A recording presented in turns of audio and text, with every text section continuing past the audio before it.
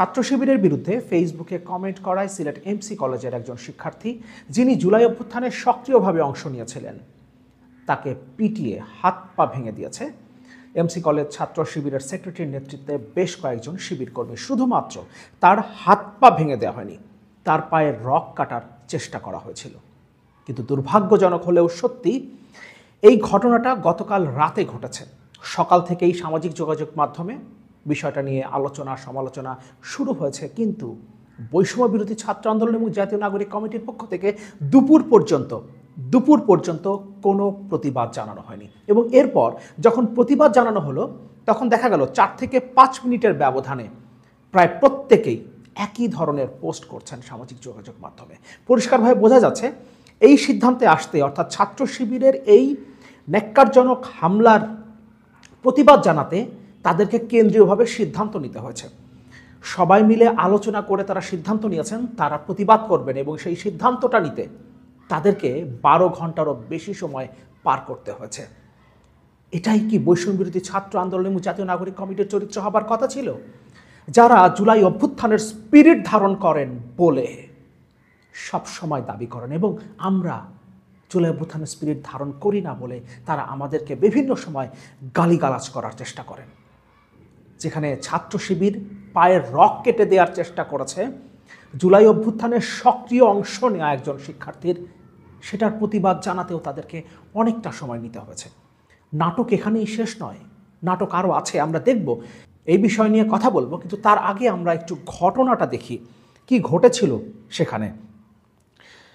মিজানুর রহমান রিয়াদ জুলাই বিপ্লবের সক্রিয় কর্মী। কুয়েটে সংঘর্ষের ঘটনায় একটি নিউজের কমেন্টে লিখেন, কিসের জন্য এত ত্যাগ করলাম? দিনের বেলা পুলিশের টিয়ারশেল আর লাঠিচার্জ, রাতে পালিয়ে থাকলাম সন্ত্রাসমুক্ত ক্যাম্পাসের স্বপ্নে, এত ছাত্র প্রাণ দিল। এখন যদি গুপ্ত সংগঠনের নেতাকর্মীরা ক্যাম্পাসে ত্রাসের রাজত্ব কায়েম করে বসেন, তাহলে এই ত্যাগের মূল্য কী? এই কমেন্ট করা ছিল তার অপরাধ।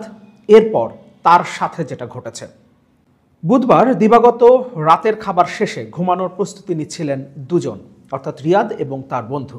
এমন সময় দরজায় প্রচণ্ড আঘাতের শব্দ পান তারা। দরজা খুলে দেওয়ার সাথে সাথে এমসি কলেজ ছাত্র শিবিরের সেক্রেটারি জওহর লুকমান মুন্নার নেতৃত্বে 10 থেকে 12 জন শিবির কর্মী রুমে ঢুকে লাথি দিয়ে বিছানা থেকে নিচে ফেলেন রিয়াদকে। তাকে জিজ্ঞেস করেন, কুয়েটের ঘটনায় তুই শিবিরকে নিয়ে কি লিখেছিস? কোনো উত্তরের তোয়াক্কা না করেই তাকে চর থাপ্পড় লাথি ঘুষি মারতে থাকেন। এক পর্যায়ে পাশের রুম থেকে রড নিয়ে রুমে প্রবেশ করে নাজমুল ও সালমান। রিয়াদের রুমমেট জুনেদ এগিয়ে এলে তাকেও মারধর করে রুমের বাইরে বের করে দেওয়া হয়। দরজা লাগিয়ে রড দিয়ে বেধড়ক পেটাতে থাকেন। এক পর্যায়ে শিবিরের কর্মী আদনান বলেন, তুই পরে যে অপবাদ দিবি আগেই সেটি করে নেই, এই বলে ধারালো অস্ত্র দিয়ে পায়ের রগ কাটার চেষ্টা করেন। আরেকবার পড়ি। এক পর্যায়ে শিবিরের কর্মী আদনান বলেন, তুই পরে যে অপবাদ দিবি সেটি আগে করে নেই, এই বলে ধারালো অস্ত্র দিয়ে পায়ে রগ কাটার চেষ্টা করে। রুমের বাইরে থাকা জুনেদের আর্তচিৎকারে ছাত্রাবাসের শিক্ষার্থী ও কর্মচারীরা জড়ো হন। শিবিরের নেতাকর্মীরা রক্তাক্ত অবস্থায় রিয়াদকে রুমের বাইরে টেনে বের করে ফেলে চলে যায়, তাকে পুলিশে দেওয়ার হুমকি দেয়। তারাই তার উপরে হামলা চালালো, তাকে মারধর করলো, তার পায়ের রগ কেটে দেওয়ার চেষ্টা করলো, এবং এরপর তাকে পুলিশে দেওয়ার হুমকি দেওয়া হলো। পুলিশও কী করেছে সেটাও খুব ইন্টারেস্টিং, সেই জায়গাতে আসবো। শিবির সেক্রেটারি মুন্না বলেন, সেও আন্দোলনে সক্রিয় ছিল, পুলিশে দেওয়ার দরকার নাই। এতটুকু সম্মান জানিয়েছেন শিবিরের সেক্রেটারি, এতটুকু সম্মান জানিয়েছেন। যেহেতু আন্দোলনে সক্রিয় ছিলেন, এ কারণে তাকে পুলিশে দেওয়ার দরকার নাই, কিন্তু পায়ের রগ কাটাটা জায়েজ। মার যা হওয়ার হইছে যথেষ্ট, আর যাতে ছাত্রাবাসে উঠতে না পারে। ছাত্রাবাস ত্যাগের সময় 101 নম্বর রুমে তালা দিয়ে রিয়াদ ও জুনেদের মোবাইল ফোন ও মানিব্যাগ কেড়ে নিয়ে চলে যায়। হাসপাতালে চিকিৎসাধীন রিয়াদের অবস্থা গুরুতর, মাথা, পিঠ ও ডান পায়ে কয়েক স্থানে জখম হয়েছে। ছাত্র শিবিরের চরিত্র, ছাত্রলীগ যে ঘটনাগুলো ঘটিয়েছে এর আগে আমরা দেখেছি। বুয়েটের আবরারের কথা নিশ্চয়ই আমাদের মনে আছে। ঘটনাটা অনেকখানি সিমিলার মনে হচ্ছে আবরারের সাথে যা ঘটেছিল ঠিক একই ধরনের ঘটনা সম্ভবত এখানে রিয়াদের সাথে ঘটছে। ঘটনাগুলো যখন পড়ছি তখন মনে হচ্ছে খুবই পরিচিত আসলে বিষয়গুলো। পুলিশ কি বলছে একটু দেখি। সার্কাসটা এখান থেকে শুরু।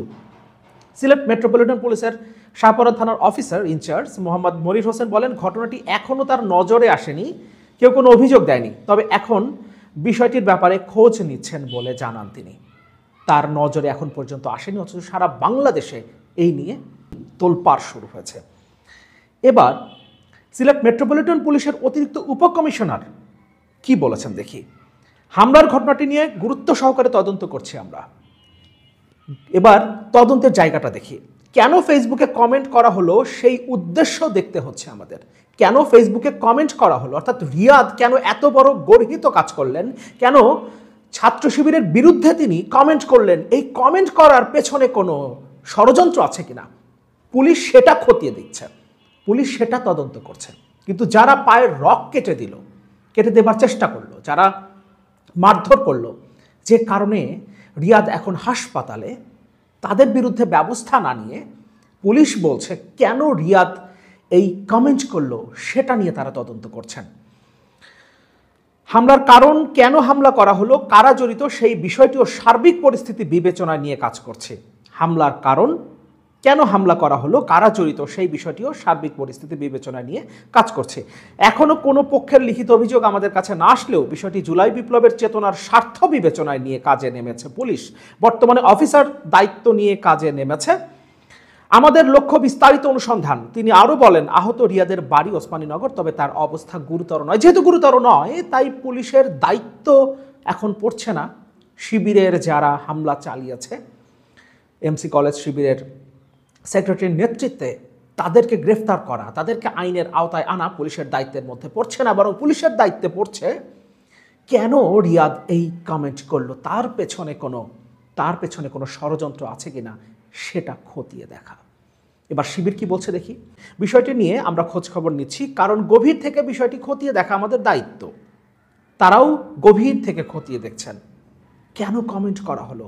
হামলা যেহেতু চালানো হয়েছে, যেহেতু মারধর করা হয়েছে, হাসপাতাল পর্যন্ত পাঠানো হয়েছে, নিশ্চয়ই তার পেছনে কারণ আছে। লজিক না থাকলে তো ছাত্র শিবির এই কাজ করতে পারে না। সেটাই তারা এখন খতিয়ে দেখার চেষ্টা করছেন, কেন রক কাটার চেষ্টা করলো। ফ্যাসিস্টের দোসররা জুলাই বিপ্লবকে নানাভাবে বিতর্কিত করার চেষ্টা করছে। রিয়াদ এখন ফ্যাসিস্টের দোসর হয়ে গেছে।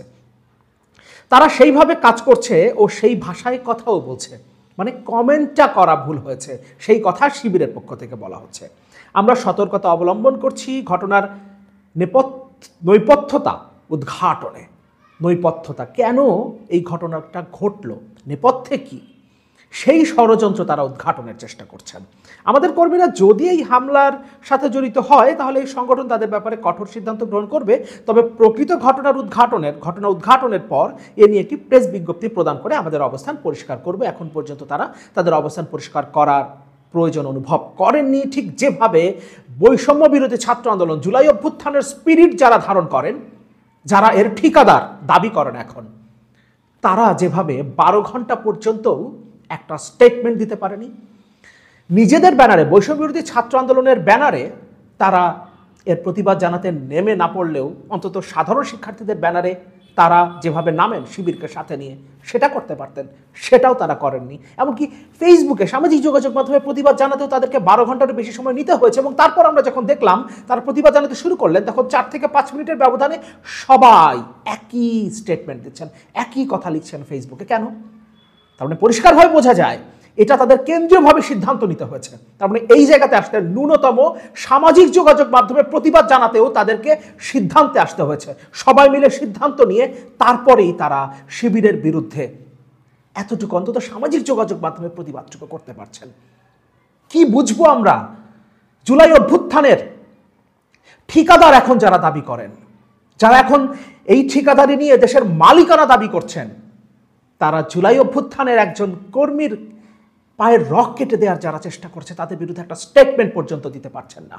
সামাজিক যোগাযোগ মাধ্যমে লিখতেও তাদের সবাই মিলে বসে আলোচনা করে কিংবা জুম মিটিং করে তাদেরকে সিদ্ধান্ত নিতে হচ্ছে শিবিরের বিরুদ্ধে তারা কোনো প্রতিবাদ জানাবেন কি জানাবেন না। এই চরিত্র, এই রাষ্ট্রের এই চরিত্র আমরা দেখতে চাই না, আমরা মানব না, এটা কোনোভাবেই মানব না। ঠিকাদারি অনেক করেছেন, এবার বাদ দিতে হবে। দেশের জনগণ আপনাদের আসল চরিত্র বুঝতে পেরেছে। ক্ষমতার মসনদে যাওয়ার জন্যই, ক্ষমতা আঁকড়ে ধরার জন্যই যে সব কিছু করা হচ্ছে, সেটা এখন দেশের জনগণ বুঝতে পারছে এবং এই ঘটনায় অন্তত সেটা পরিষ্কার হয়েছে। আপনারা মুখে বলেন আওয়ামী লীগ নিষিদ্ধ চান এবং বিভিন্ন রাজনৈতিক দলের কথা বলেন, বিএনপি সহ অন্যান্য রাজনৈতিক দলের কথা বলেন, তারা আওয়ামী লীগ নিষিদ্ধ চায় না, এরকম একটা বয়ান আপনারা এস্টাবলিশ করেছেন। অথচ আপনাদের মধ্যে থেকে যারা সরকারে আছে তারা বলছে ক্ষমা করে দেয়া হবে, যারা ক্ষমা চাইবেন তারা নির্বাচনে অংশ নিতে পারবেন, তারা রাজনীতিতে আবার সক্রিয় হতে পারবেন। এমনকি ছাত্রনেতারা শুধুমাত্র সরকারে যারা আছেন তারা নয়, ছাত্রনেতারা যারা ক্ষমা চাইবেন, যারা এই জুলাই অভ্যুত্থানে গণহত্যার সাথে জড়িত নয়, তার আগে তারা যা করেছেন সেগুলো মাফ হয়ে যাবে যদি তারা এখন ক্ষমা চান, এবং তারপরে তারা আওয়ামী লীগের রাজনীতি করতে পারবেন। এবং এই ব্যাপারে মত দিয়েছেন জুলাই অভ্যুত্থানের স্পিরিট ধারণ করা এই ঠিকাদাররা, এই ছাত্রনেতারা।